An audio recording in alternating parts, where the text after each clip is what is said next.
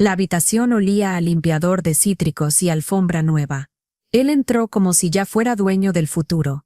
«Elena», dijo Marcos Delgado, y su voz se plegó de la manera en que siempre lo hace la confianza ensayada. Yo estaba terminando el cierre trimestral cuando lo vi por primera vez. Traje impecable. Sonrisa de LinkedIn pulida hasta brillar, rodeado de un séquito de ejecutivos listos para la foto corporativa. Nadie nos había preparado para lo que vendría después. Marcos era el nuevo director general de Vanguard Solutions, una empresa que vivía en la intersección peligrosa entre datos masivos y ambición desmedida. Nosotros vendíamos algoritmos predictivos a instituciones financieras, minoristas gigantes, asegurador. Manejábamos información tan sensible que un solo error podría hundir fortunas o destruir vidas.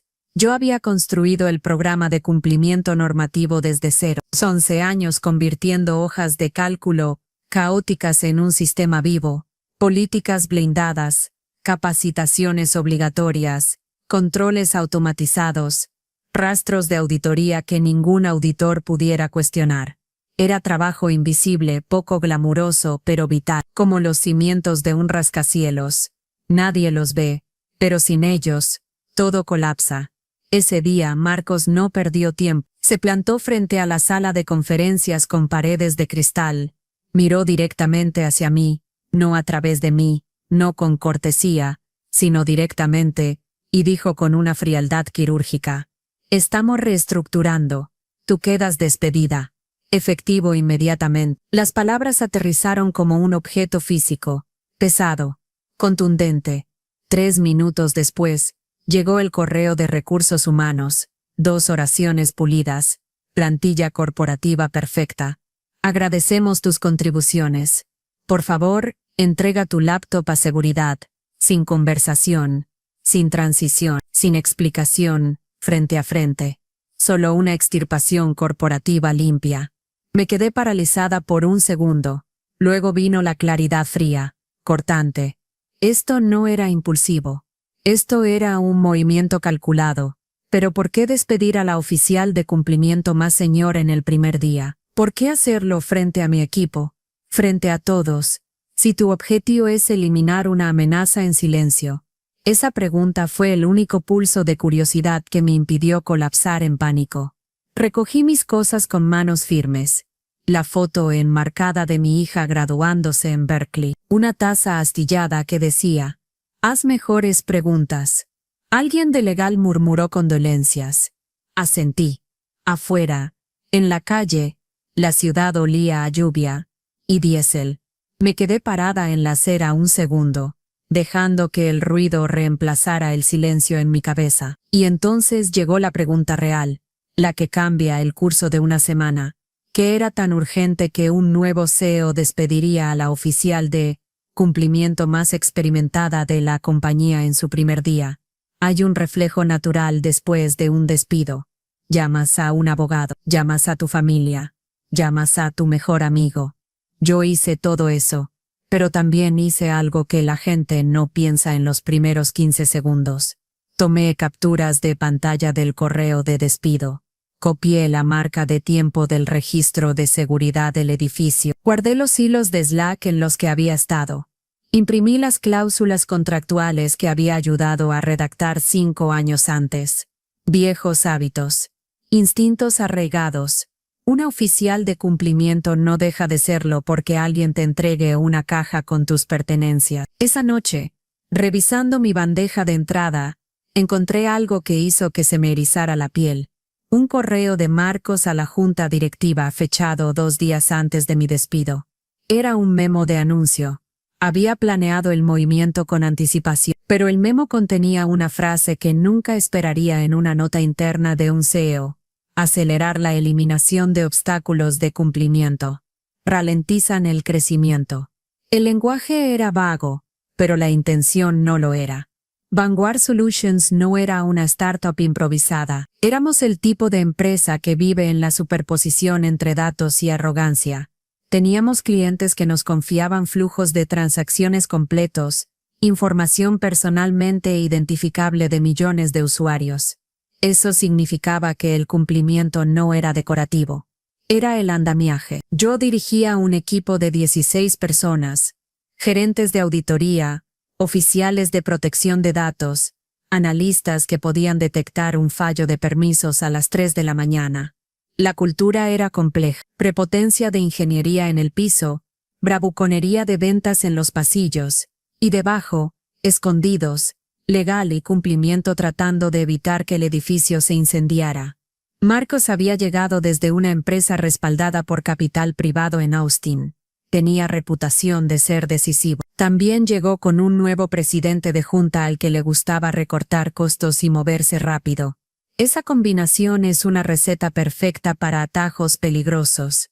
El día antes de mi despido, yo había señalado un conjunto de preocupaciones al comité de auditoría de la Junta. Un vendedor de nivel medio había recibido acceso a la base de datos de producción, mientras que mentaban un modelo para un cliente bancario importante. El acceso estaba registrado, pero el ticket de justificación en gira había sido fechado retroactivamente, y la cadena de aprobación en Confluence mostraba una firma faltante.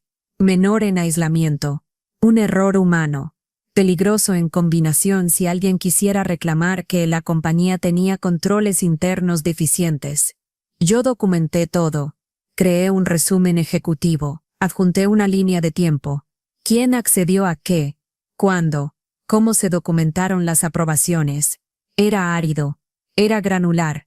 Era el tipo de cosa que tu asesor legal guarda para el día en que los reguladores hagan preguntas incómodas. También tenía en el rincón del repositorio de cumplimiento una cláusula insertada en nuestro contrato estándar, con clientes 2 años antes que rara vez veía la luz del día. Decía en términos claros que Vanguard tenía el derecho de suspender el acceso a datos de contratistas y proveedores pendiente una revisión de cumplimiento. Lo escribí después de un incidente desordenado, donde un proveedor había filtrado datos aseados, pero reidentificables. A nadie le gustó la cláusula. Ventas pensó que ralentizaba las negociaciones. Legal la mantuvo a regañadientes. Esa cláusula era una llave. Más tarde, cuando las cosas se movieran rápido, esa cláusula podría convertirse en una palanca. En mi último día completo antes del despido, un ingeniero llamado Mateo entró a mi oficina con una impresión de un registro. Tenía el rostro pálido. Elena, esto vino del SOC del proveedor. Empujó el papel hacia mí. Hubo llamadas API, repetidas al endpoint de datos del cliente bancario desde una cuenta de administrador interno. Hace 2 semanas, tarde en la noche. Miré el documento. El campo de firma en el ticket de aprobación estaba vacío. Ese es el tipo de detalle que hace que la gente de cumplimiento sienta comezón. Lo marqué, lo agregué al paquete de auditoría. Envié una nota a Marcos la mañana siguiente. No confrontacional, solo una consulta. ¿Estás al tanto del acceso escalado en producción el viernes pasado? Sin respuesta. No necesitaba responder. La reunión de la junta más tarde ese día me mostró que ya tenía un plan. Presentó una presentación sobre desbloquear ingresos y eliminar cuellos de botella. Usó las mismas frases corporativas que ves en memos de inversores, cuando alguien está preparado para ignorar la gobernanza. Sentí un apretón en el pecho, pero también sentí algo más, la extraña flotabilidad que obtienes cuando conoces una irregularidad. Si eres la persona que ve un perno suelto en un puente, tienes una responsabilidad, también tienes evidencia. Escondido en los registros del SOC había una cadena de tokens de acceso que no coincidían con ningún perfil. Quien los usó enrutó el tráfico a través de una instancia de nube registrada bajo un alias de empleado. Ese alias se correlacionaba con un dominio de correo electrónico personal. Era descuidado. Era rastreable. Era el tipo de desliz que comete la arrogancia cuando alguien piensa que es intocable. Seguí trabajando. Documenté. Actualicé el sistema de tickets. Archivé historiales de chat. Haces eso no porque esperes venganza, sino porque tu trabajo es hacer que el registro sea irrefutable. La evidencia construyó su propio ritmo. O la ignoras o la sigues. Después de mi despido, el molino de rumores comenzó. Reestructuración. Mandato de la Junta. Ajuste cultural. El equipo de relaciones públicas impulsó una declaración sanitizada. El piso de ventas montó una defensa lenta. Mi bandeja de entrada se llenó de mensajes de colegas. Apoyo, miedo y algunos ruegos de quedarme callada. Ese último es el más extraño. Para algunos, el silencio se siente como supervivencia. Renté una pequeña oficina temporalmente en el distrito financiero. Abrí el paquete de auditoría que había compilado y comencé a conectar puntos. Las llamadas EPI. Las aprobaciones faltantes, los tickets fechados retroactivamente. Los registros del SOC mostraban una instancia de nube. Surgió un patrón. Las cuentas usadas para el acceso nocturno habían sido creadas bajo el nombre de un ingeniero contratado, pero la facturación rastreaba a una entidad fanfanta que recientemente se había usado en un conjunto de facturas de proveedores. Llamé a uno de mis viejos contactos en el proveedor del SOC. Ella respondió cautelosa. Enviamos un informe prioritario a Legal hace 2 meses sobre actividad anómala de administrador, dijo. Legal nos pidió que esperáramos. Había señales de que alguien estaba evadiendo controles. Lo etiquetamos como sensible. Sensible. Una buena palabra cuando no quieres hacer un desastre. Sentí la cuerda floja moral. La acusación pública podría destruir medios de vida si estaba equivocada, pero quedarme en silencio cuando tenía evidencia razonable de que los controles de la compañía fueron evadidos intencionalmente. Eso era complicidad. Sentí ira. Pero era precisa. No era un rugido. Era un bisturí. Decidí escalar al presidente del Comité de Auditoría de la Junta. Envié un paquete claro y documentado. Pedí una investigación formal. Al día siguiente, antes de que la Junta pudiera reunirse, me dieron una escolta de seguridad fuera del edificio. Se sintió como una cortina cerrándose en la parte de mi vida que mantenía a las máquinas honestas. Un mensaje aterrizó en mi teléfono a medianoche 2 noches después. Un susurro intermediado desde alguien adentro. No cabes donde no eres bienvenida. Otro mensaje. Anónimo. Te arrepentirás de esto. Las amenazas son parte del teatro. Significan que alguien se preocupa por tu excavación. Seguí presionando. Rastreé números de factura a través del sistema financiero en una copia de las exportaciones contables de la compañía que había conservado. La entidad fantasma que pagaba las facturas de nube tenía un director que era un asociado conocido del antiguo CFO de Marcos en su última empresa. El círculo se apretó. La arrogancia se revela en conexiones descuidadas. El mismo contador usó correos electrónicos personales en registros públicos. El patrón olía a privilegio. Lo que pasa con la evidencia es que provoca una respuesta. La compañía lanzó una nota interna elogiando el liderazgo veloz de Marcos y enmarcando mi despido como una alineación con una nueva dirección estratégica. La asesora legal hizo algo sutil. Cerró mis tickets abiertos y archivó mis archivos, supuestamente para preservar la confidencialidad. Era un intento de enterrar. Sentí el terreno cambiar. Esto ya no era solo mi trabajo. Se había transformado en algo más amplio. Protección de clientes. Protección de accionistas. Protección de la higiene técnica básica. El registro de acceso sugería una exposición a datos del cliente. Si esas cuentas de administrador se habían usado para extracción, el cliente bancario tendría derecho a saber.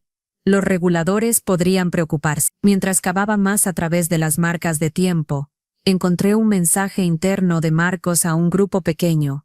Purgar todos los registros de acceso del proyecto Banco Ítaca y eliminar referencias obvias. Por una palabra que no quieres ver en el lenguaje de un CEO cuando el acceso a datos está involucrado. Un martes por la tarde, Vanguard anunció una revisión interna de cumplimiento, pero fue enmarcada como una reorganización de funciones de supervisión. La prensa se tragó la Junta elogió la racionalización ejecutiva. Mi equipo fue dispersado a otros departamentos sin su gerente. Mateo, el ingeniero que me había traído la impresión, fue reasignado a un equipo offshore con un boleto de ida y un año de papeles de no divulgación para firmar. Se fue 3 días después.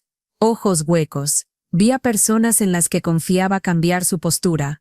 Algunos genuinamente temían por sus trabajos. Otros, más oportunistas, tomaron mis archivos y los rebautizaron como propios. Era mezquino. Era efectivo. Lo peor fue el silencio de personas que se habían beneficiado de los sistemas que había construido. El silencio se sintió como una traición de otro tipo. Lo justificaron. Es complicado. Necesitamos mantener nuestros roles. Es solo negocios. En casa, mi hija llamó. Mamá, ¿estás bien? Estaba a 40 metros de distancia. Y la palabra bien se sintió inadecuada. Me mantuve en silencio en público. No dejé que la ira se convirtiera en espectáculo. Mantuve mi voz medida cuando hablé con los pocos aliados que quedaban. Firmé los formularios de despido que decían que no difamaría a Vanguard. Lo firmé con pluma, porque a los abogados les gusta la tinta. Pero en privado, el cambio había alterado algo. Sentí decepción. También sentí determinación. La traición cristalizó el problema. La cultura de la compañía se había doblado para acomodar la conveniencia sobre el cumplimiento. Cuando alguien con una lista de verificación y un cronograma de capital privado entra, los controles se convierten en obstáculos. Los obstáculos se eliminan. Las personas que sostienen las partes de rampa se pintan como impedimentos. El cálculo tranquilo reemplazó el dolor. Cuando alguien te entrega un sistema roto, puedes alejarte, o puedes arreglar el sistema y asegurarte de que nunca se rompa de esa manera nuevamente. Recibí un mensaje fuera del registro de un gerente de clientes en el Banco Ítaca. Una línea corta. Hemos detectado anomalías. ¿Vanguard está al tanto? Esa línea es una coincidencia con un fusible. No me gusta la palabra venganza de la manera en que la mayoría de la gente lo hace. Mi plan no trataba sobre humillación. Era preciso, legal, corporativo, inevitable. Paso 1. Ensamblar la evidencia en una narrativa que un regulador aceptara. Tomé el paquete que había estado construyendo y lo convertí en un documento de línea de tiempo con artefactos corroborantes. Registros del SOC, tickets de gira, aprobaciones de Confluence, facturas de proveedores, registros de facturación, correos electrónicos. Limpié cada marca de tiempo. Notaricé lo que pude. Le pedí a un viejo amigo, un consultor forense de TI, que revisara los registros. Estuvo de acuerdo. Encontró cosas que había pasado por alto. Claves API usadas en patrones extraños. Un trabajo de replicación que se ejecutó fuera del horario comercial y copió conjuntos de datos de clientes en un bucket S3, controlado por esa misma entidad fantasma. Paso 2. Escalar a los guardianes externos correctos. Eso significó 2 pistas paralelas. 1. Contactar al equipo de seguridad del Banco Ítaca y presentar los hechos. Las instituciones financieras son frágiles sobre la integridad de los datos. 2. Preparar un dossier para un asesor externo especializado en valores y ley de privacidad de datos. Si los datos del cliente habían sido accedidos incorrectamente, esto ya no era una disputa interna, era un asunto potencialmente federal. Paso 3. Asegurar protecciones de denunciante. Presenté una divulgación protegida a través del portal de denunciantes de la SEC. Lo hice con la documentación adjunta, la línea de tiempo, los registros, los nombres, las facturas. El portal marca el envío con fecha y hora y asigna un número de confirmación. Ese número de confirmación es una soga alrededor del cuello corporativo que los reguladores notan. Horas después de mi envío a la SEC, un pago de factura a la entidad fantasma se detuvo. Alguien en finanzas lo había señalado y puesto en espera. Ese es el tipo de pánico pequeño que señala que alguien notó un hilo y tiró. También me comuniqué directamente con un contacto en la división cibernética del Departamento de Justicia, una fiscal que había conocido en una conferencia años atrás. Respondió con cautela profesional. Envía el paquete a través de canales seguros. Lo hice. No romantizaba al doyo que se mueven lentamente y persiguen cosas que importan. Pero cuando los datos vinculados a un banco importante están expuestos, importa. Marcos comenzó a mostrarlo. Empezó a enviar correos electrónicos con mayor opacidad. Clasificar todos los archivos de cumplimiento como privilegio ejecutivo. Instruyó a legal. Pidió redirigir ciertos registros. Las personas que intentaban cumplir con los reguladores fueron instruidas a esperar por gerentes de nivel medio, parafraseando preocupaciones de la Junta sobre relaciones con inversionistas. La arrogancia aceleró sus errores. El orgullo le gusta ser eficiente. Comenzó a ordenar eliminaciones de registros ad hoc para claridad. Escribió notas sugiriendo que cualquier conversación sobre compromiso regulatorio se difiriera hasta después de que se implementara una estrategia de comunicación con clientes. Ese es el lenguaje de los encubrimientos disfrazados de relaciones públicas. Luego supe que Marcos había autorizado una enmienda retroactiva al contrato con el proveedor de nube que habría cambiado retrospectivamente el lenguaje de propiedad de datos. Si se promulgaba, podría proporcionar una justificación ex post para el movimiento de datos. La enmienda tenía una firma sospechosa, un sello electrónico aplicado a las 2:13 a.m., registrado en un dominio privado. Verifiqué esa marca de tiempo con los registros de seguridad. La cuenta de administrador usada para hacer los cambios se había utilizado esa noche. La cuenta rastreaba de vuelta a un token temporal, emitido a un alias interno. El alias estaba vinculado a un pago de proveedor que, a su vez, coincidía con la misma entidad fantasma en la misma fecha. Un conjunto agrupado de llamadas API extrajo un conjunto de datos grande del proyecto Banco Ítaca. El conjunto de datos incluía metadatos a nivel de transacción. La transferencia de archivos EPT al proveedor estaba incompleta.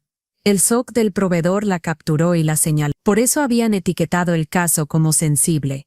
Cada descubrimiento aumentaba la probabilidad de que un regulador viera la línea de tiempo de la misma manera que yo, como evasión intencional, o como mínimo, desprecio imprudente por los controles de acceso. Así que hice algo más. Contacté a un socio senior en una firma de valores que tenía influencia con el comité de auditoría de la Junta. Les dije suavemente que si el comité no lanzaba una revisión forense independiente, presentaría el paquete con el banco y el regulador. Nombré fechas. Nombré los datos. Describí la designación sensible, señalada por el proveedor. Esa llamada telefónica es un pivote porque los presidentes del comité de auditoría temen la exposición reputacional más que nada. Reguladores, clientes importantes y un comité de auditoría con acceso a asesoría privada. Estas son palancas. El siguiente paso dependía de paciencia y apalancamiento. Estaba desempleada. No tenía poder formal, pero tenía evidencia con marca de tiempo, salidas externas, SEC, DOE y un cliente bancario con derecho a saber.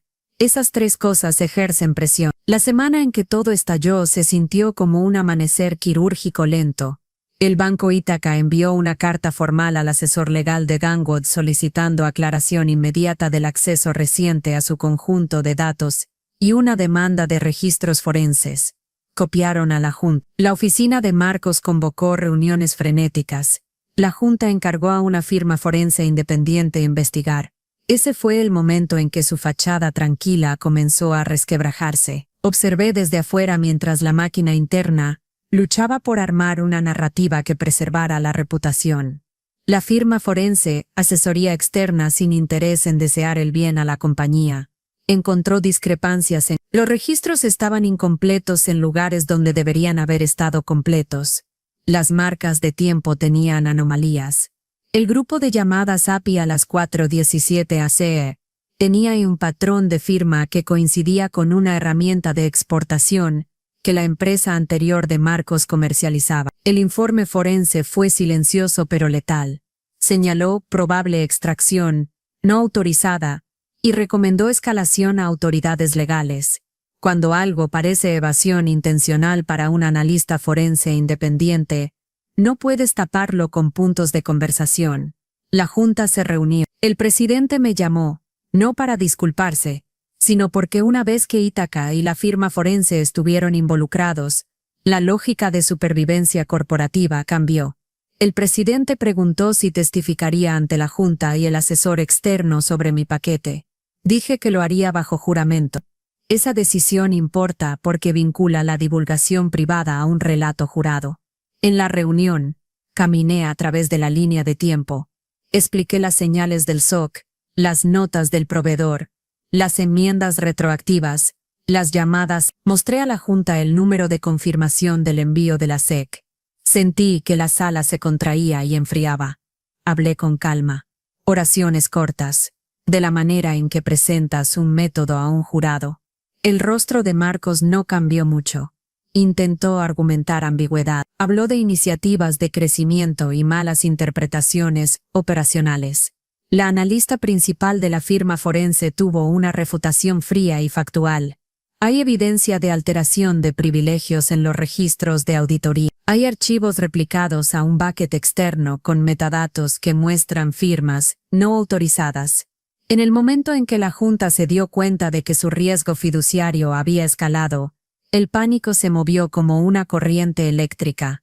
El presidente de la Junta convocó un consejo de emergencia. La asesora legal, que había sido cómplice en lenguaje cauteloso, de repente recordó las alegrías de la cooperación. Esa misma tarde, un golpe en la puerta de Marcos vino de una autoridad diferente. No era un golpe del asesor interno, era un golpe federal. Agentes de la División Cibernética del FBI llegaron con una citación. Ejecutaron una orden de preservación en ciertos servidores y solicitaron acceso a registros de exportación de nube y registros de facturación. Hay una coreografía legal para estos momentos. Los agentes son formales, las preguntas son procedimentales, y la mirada en la cara de alguien es reveladora.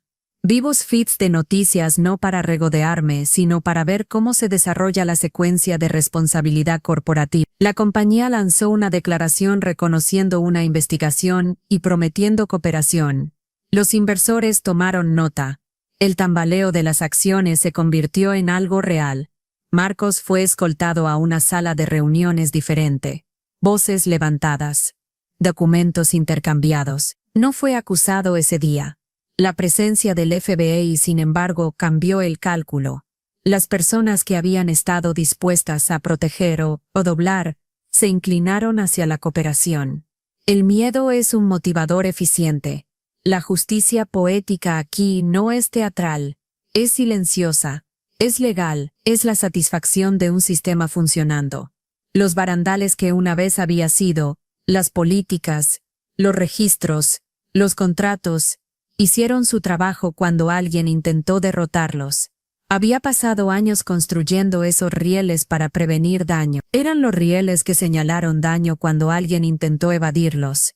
El clímax terminó, no con un grito, sino con una sala llena de personas finalmente escuchando una línea de tiempo y reconociendo los hechos. Marcos fue relevado de ciertas funciones pendiente la investigación. No era el primer CEO que había visto humillado por evidencia. Podría no ser el último. Sentí un vacío extraño y un alivio preciso. El trabajo de responsabilizar a los sistemas rara vez es cinematográfico. Son horas de paciencia, documentación meticulosa y una falta de voluntad de aceptar la conveniencia como verdad. Al final, esa falta de voluntad forzó un proceso que otros no pudieron ignorar. No me propuse arruinar a una persona. Me propuse dolorosamente, simplemente, asegurarme de que la compañía no cambiara la confianza de un cliente por un número trimestral. La moraleja es prosaica. Los sistemas protegen a las personas cuando los individuos fallan. Las reglas no son burocracia cuando son lo único entre los datos del cliente y el mal uso. Después de la investigación, algunas personas perdieron sus trabajos. Algunos fueron disciplinados. Anguar reconstruyó la función de cumplimiento con supervisión independiente y nuevos controles por los que siempre había abogado. Me ofrecieron un rol para consultar en la reconstrucción. Decliné. Tenía planes de enseñar, escribir, ayudar a otras compañías a construir mejores andamios antes de que necesitaran una sala de tribunal. Esta no es una historia de venganza justa. Es una historia sobre persistencia silenciosa y el poder de los rastros en papel. Es sobre cómo una oración de despido de 2 segundos no pudo evitar que un rastro de evidencia señalara donde necesitaba. Es sobre la arquitectura moral que elegimos en los negocios. Si favorecer la velocidad sobre la seguridad, la óptica sobre la responsabilidad. Si tomas una cosa de esto, que sea la parte práctica, mantén registros. Documenta. Marca el tiempo. Si estás en posiciones de responsabilidad, trata las cosas pequeñas como redes de seguridad. Importan. Los sistemas son solo tan fuertes como las personas que se niegan a doblarlos. Y a veces, la persona más peligrosa en una sala corporativa no es la que grita más fuerte, es la que toma notas. Meses después, recibí un correo del Banco Ítaca. Breve. Profesional. Gracias por tu integridad. Nos salvó de un desastre regulatorio. No enmarcé el correo, no lo necesitaba. La lección sobrevive a los hombres que intentaron evitarla. Y esa lección es simple. La verdad no necesita ser ruidosa, solo necesita ser precisa.